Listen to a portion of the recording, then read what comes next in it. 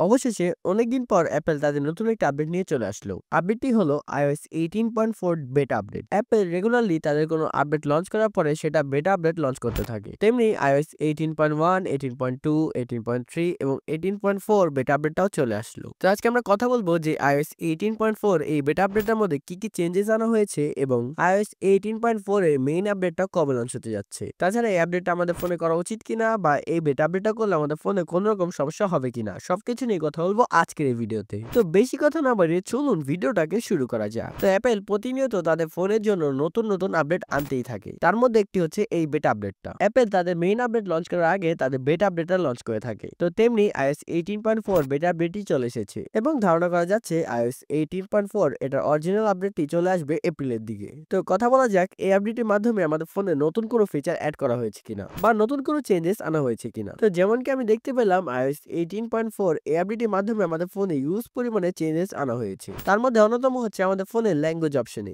আগে আমরা শুধু ইংলিশ ইউএসএ ব্যবহার করতে পারতাম, কিন্তু এখন আমরা চাইলে ইংলিশ ইন্ডিয়াও ব্যবহার করতে পারবো। এবং একটা ভালো বিষয় হচ্ছে আমরা বাংলাদেশিরা এবং ইন্ডিয়ানদের ইংলিশ একটু একটু মিলেও যায়। তো এই অপশনটা আমাদের অনেকেরই কাজে লাগতে পারে। এর পরবর্তীতে অ্যাপল ইন্টেলিজেন্সেও অনেক নতুন চেঞ্জেস আনা হয়েছে। এর মধ্যে অন্যতম হচ্ছে প্যারাডাইস নোটিফিকেশন। এটির মাধ্যমে আপনি আপনার ফোনে যে ইম্পর্টেন্ট পারসন বা ইম্পর্টেন্ট মেসেজ আছে সেগুলোকে উপরে রাখতে পারবেন এবং আপনি সেট করে নিতে পারবেন আপনার নোটিফিকেশন অপশনে কার মেসেজ আগে শো করবে, যা আমার মতে অনেকেরই কাজে আসতে পারে। এছাড়াও ইমোজি অপশনেও আরো নতুন ফিচার অ্যাড করা হয়েছে। যেমন আপনি ইমোজি অপশনে গেলে জেন ইমোজি নামে একটা নতুন অপশন দেখতে পারবেন। সেখানে আপনি আপনার ইচ্ছা মতো নিজে কাস্টম করে ইমোজি বানাতে পারবেন এবং পরবর্তীতে সেটা আপনি মেসেজে অথবা যে কোনো জায়গায় সেন্ডও করতে পারবেন এবং চাইলে সেটাকে স্টিকার অপশনেও সেভ করে রাখতে পারবেন, যা হয়তো অনেকেরই অনেক কাজে আসতে পারে। কারণ অনেক সময় আমাদের এমন ইমোজি দরকার পড়ে সেগুলো আমাদের কিবোর্ডে থাকে না, তো তখন আমরা নিজে ইমোজি তৈরি করে তারপর সেটাকে সেন্ড করতে পারবো, যা আমার কাছে আসলে খুবই ভালো লেগেছে। এরপর আপনি কন্ট্রোল সেন্টারেও কিছু চেঞ্জেস দেখতে পারবেন। যেমন আপনি আপনার ওয়াইফাই এবং সেলুলার ডেটার যে সিম্বল গুলো আছে সেগুলো সবসময় ফুলি দেখতে পান, কিন্তু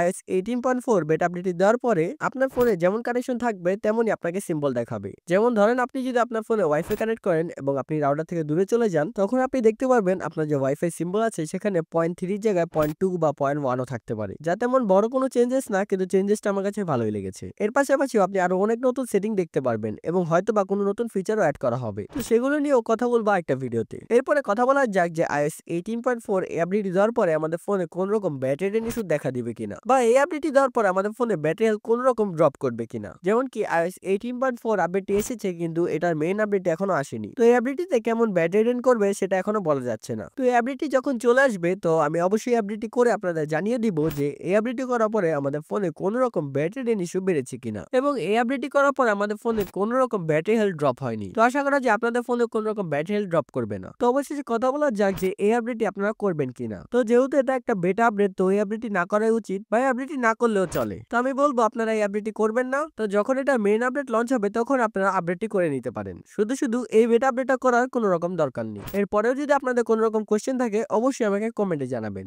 আমি আপনাদের সহযোগিতা করার চেষ্টা করব। তো আজকের এই ভিডিওটা ছিল এই পর্যন্তই। ভিডিওটা ভালো লাগলে অবশ্যই একটা লাইক করে দিবেন এবং চ্যানেলে নতুন হলে চ্যানেলটাকে সাবস্ক্রাইব করে দিবেন। ধন্যবাদ সকলকে, দেখা হবে নতুন একটা ভিডিওতে।